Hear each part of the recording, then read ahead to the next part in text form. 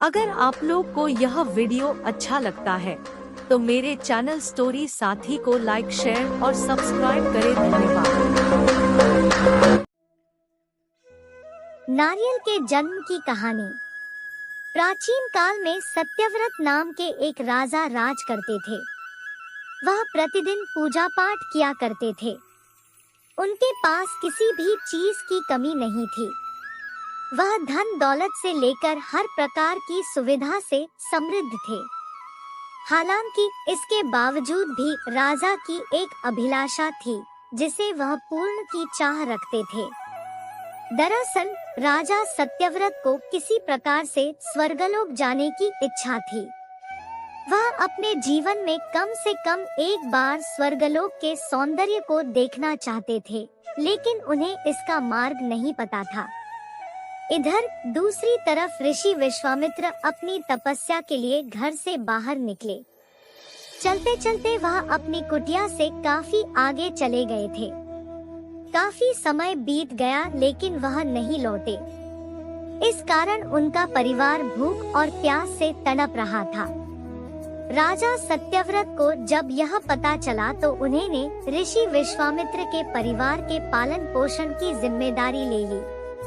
कुछ समय बाद जब मुनिवर लौटे तो वे अपने परिवार को कुशल देख काफी प्रसन्न हुए। उन्होंने पूछा कि उनकी अनुपस्थिति में किसने उनकी देखभाल की।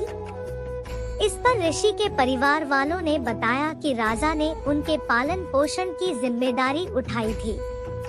यह सुनकर ऋषि विश्वामित्र तुरंत राजमहल पहुँचे और राजा से मुलाकात की।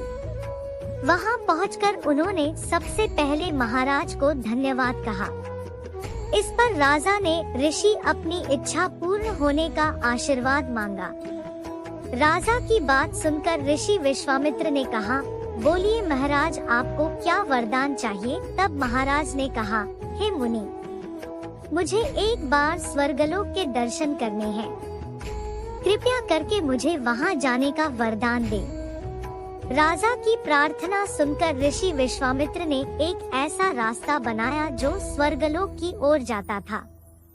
यह देख राजा सत्यव्रत बहुत खुश हुए।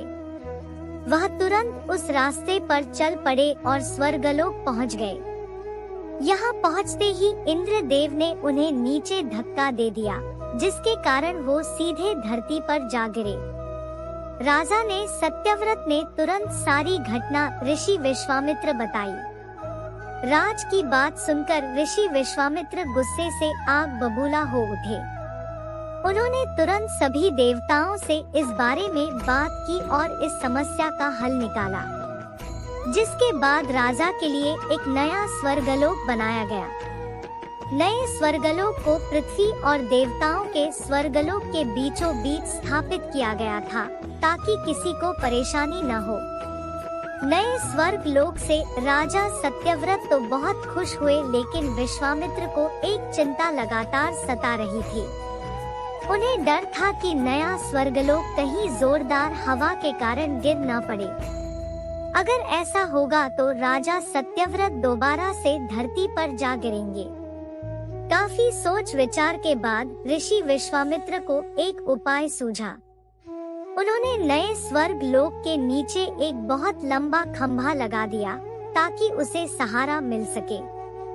ऐसी मान्यता है कि नए स्वर्ग लोक के नीचे लगाया गया खंभा एक विशाल पेड़ के तने के रूप में बदल गया।